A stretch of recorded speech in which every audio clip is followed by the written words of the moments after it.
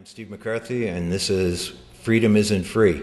Freedom Isn't Free features our anthem veterans sharing their memories and experiences while serving our nation in uniform. My guest today is no stranger to Channel 99. Davis Leonard served in World War II with great distinction in the United States Army Air Force. It's a pleasure to welcome you, Davis. Good to be here, Steve. Thank you so much. So the world is turned upside down on December 7th with the attack on Pearl Harbor. Exactly. Where was Davis Leonard on December 7th? I was sitting in a soda fountain in Burien, Washington, and they turned the radio on, and this news about Pearl Harbor came over, and that's the first I heard. At the time, I was a riveter on B-17 Flying Fortresses at Boeing Aircraft in Seattle. But finally in October of 42, I joined the Army Air Corps in the Aviation Cadet Program. When you talk about gunnery and aerial gunnery, explain what kind of weapons we're actually talking about. Well, we used an air-cooled 50 caliber machine gun, and in training, we were flying at tow targets. In Avon Park, I joined a group called the 40th Bomb Group, and it was a provisional group for training purposes. And they trained 40 crews and in B-17s. And we had a lot of air-to-air gunnery practice and that type of thing, flying practice missions for navigation and so forth. Were most of your instructors combat veterans by then? Yes, they were. Well decorated, too, believe it or not. Some of these guys who came back and you wondered what they'd been through. A lot of Purple Hearts in those early days. A lot of Purple Hearts. Okay, you were flying what aircraft at this time? B-26 Martin Marauder. Okay, tell me a little bit about the B-26. Well, B-26 Martin Marauder was a pretty fast aircraft for its day. We cruised at almost 300 miles an hour. Talk me through an average mission. From the time Davis Leonard got up out of his bunk to... We usually had breakfast no later than about 5 a.m. and then went to briefing around 6. Had to be out the aircraft usually by 7 a.m. and we were in the air within 30 minutes of that time. One day when on a mission we were doing a troop support and there was a lot of battle haze, I dropped my bombs and I was leaning forward to watch them fall. And they got into that battle haze, couldn't see me any longer, and I leaned back. I always wore my wristwatch like this, so when I dropped bombs, I could see the time. And I had a clipboard, I had to write time bombs away. Right. Interrogation wanted that. So anyway, I leaned back to write down the time, and as I did, there was a 4-gun burst right out here about 10 o'clock and very close.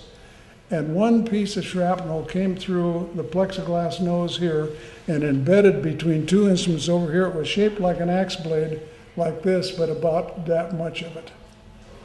And when I leaned back forward like this, I could look back out through the hole here and look over here at the instrument. And if I had not leaned back at that moment, my head might have been down here. That would have caused you to pause a little bit, I would guess. Well, what it caused me to do, I don't want to mention right now, Steve. Anyway, my co-pilot kept calling me on the intercom, and I couldn't talk. And he finally crawled down through a little tunnel alongside of me that I had to crawl through to get down into the nose area, and looked at me, and he said that my face was as white as the paper on that clipboard you have there. I can well imagine. I do want to get a close-up of this, and Davis, like most of our veterans, is very humble about his service to the nation. But among other things, this is a citation, and a lot of people do not see these very often. But this is a citation for the Distinguished Flying Cross awarded to Davis for his service in World War II. And among his other decorations, he also holds the Air Medal. Davis, you have quite a story to tell, and I want to thank you for taking the time to share it with us. And on behalf of all Americans and myself, thank you for your service. Thank you, Steve, for yours too. Thank you. Mission and liftoff of the Space Shuttle Discovery. I am Steve McCarthy. Welcome back to Freedom Is Not Free.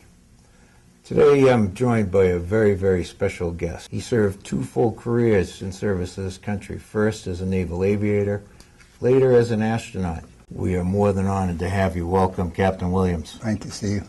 Let's see, I started out at basic flight training in Pensacola, and the T2 advanced flight training at Meridian, Mississippi. After Skyhawk training, and I deployed on board the Enterprise for my first WestPac deployment. Can you tell us a little bit about training to take off and land on a carrier? Yeah, well, taking off is pretty easy. You just get up on a catapult, and when you're ready to go, you salute, and they fire you off there, and hopefully you got enough airspeed to make it back, make it fly, which it really works. That's good. So coming back, though, is a little bit more interesting because you do that all by yourself. So you come in to break or maybe a straight-in type approach, depending on what kind of weather it's like, and then and you come around and make an approach with a power-on approach all the way down to touchdown, and you go to full power when you touchdown in case the hook misses the wire, which is a good idea, I think. NASA announced they were going to pick some astronauts. I hadn't picked anybody for a long time there, so I applied and was fortunate enough to be selected. 35 people. Call ourselves the 35 new guys, TFNGs. Now, that sounds awfully easy. I applied and was accepted. You flew in space twice. Yes, sir.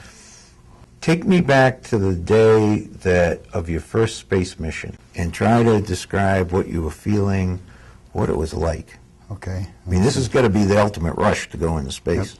Yep. Okay, so let's see. So you go down to the Cape about, first of all, you finish up all the training in Houston, then you go down to the Cape about 5 or 6 days before the mission starts to get readapted to a new time zone, all that kind of stuff. So then the day of launch, you get out. They wake you up at some ridiculous hour, probably depending on when the launch is. But anyway, we had an early morning launch on 51D on the Discovery flight, so that was important. Anyway, so you get up, have breakfast at the crew quarters, and you go out and get in a van. They take you down to the pad. Nice thing about that, there's no traffic on the highway then. They take you down to the launch pad. It's about a 10-minute drive, 15-minute drive down there. Get out, and then you go up an elevator to get up to so you access the shuttle on the launch pad. Call in. There's a ground crew there that helps you strap in, which is good.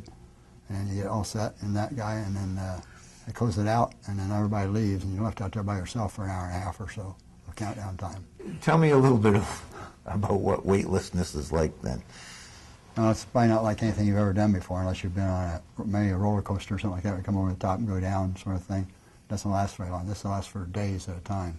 It takes a little while to get used to, but it's not too bad. It's pretty fun, actually. Talk to us a little bit about what that first liftoff felt like.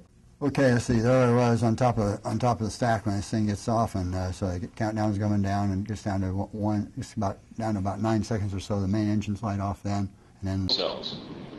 Coming up on a go for auto sequence start. Control of all the vehicle's critical functions. 8, 7, 6, start. 2, 1. Booster ignition and liftoff of the Space Shuttle Discovery, returning to the space station, paving the way for future missions beyond.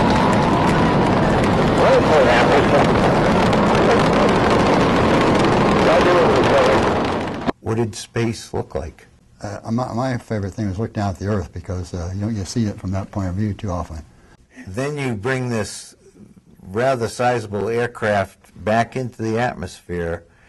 You, as the command pilot, now have to bring it down. Yep. And as I understand it, you have no power. It's true, it's a glider. So how far did you have to glide to land? Let's see, well, from entry interface, it's a pretty long way. It's halfway around the world or so, maybe. But anyway, but when you actually come in for landing, you probably come in overhead the field, maybe about 20,000 feet, 90 degrees to the runway, make one 270-degree turn to touchdown from there. I want to thank you for your service, both as a naval officer and as an astronaut. Thank you. Thank you.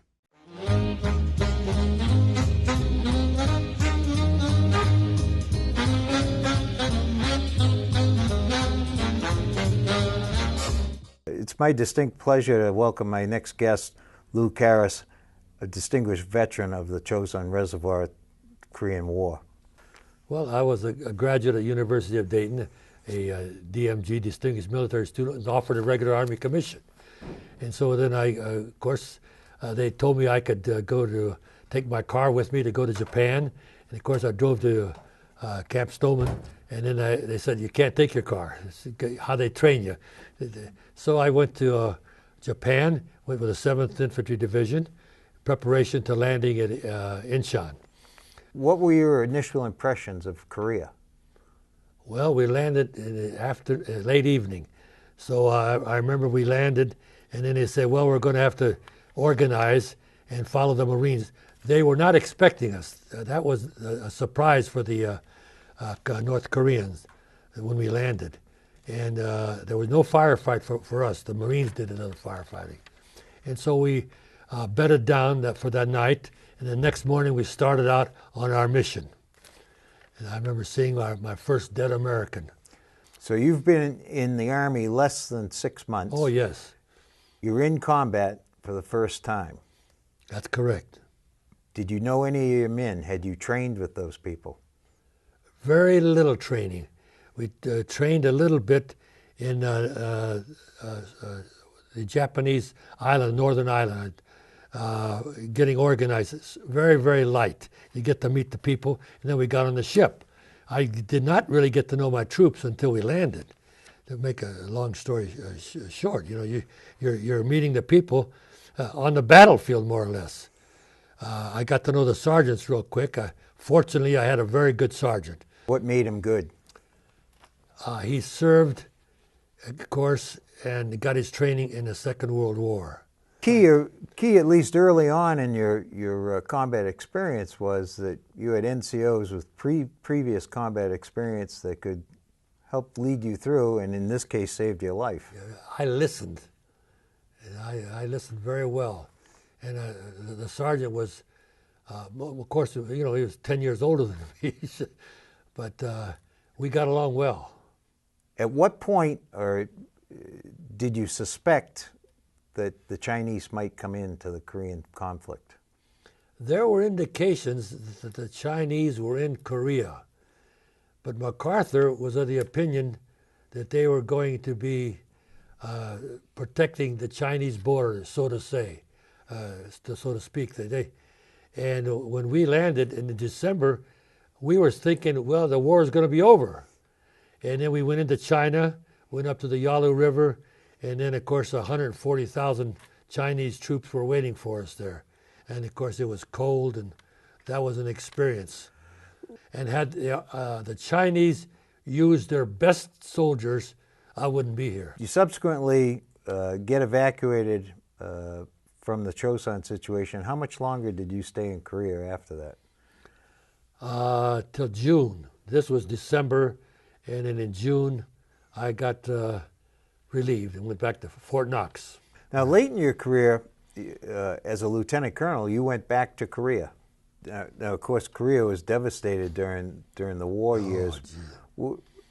How much progress did you see when you went back in the late 60s? Tremendous.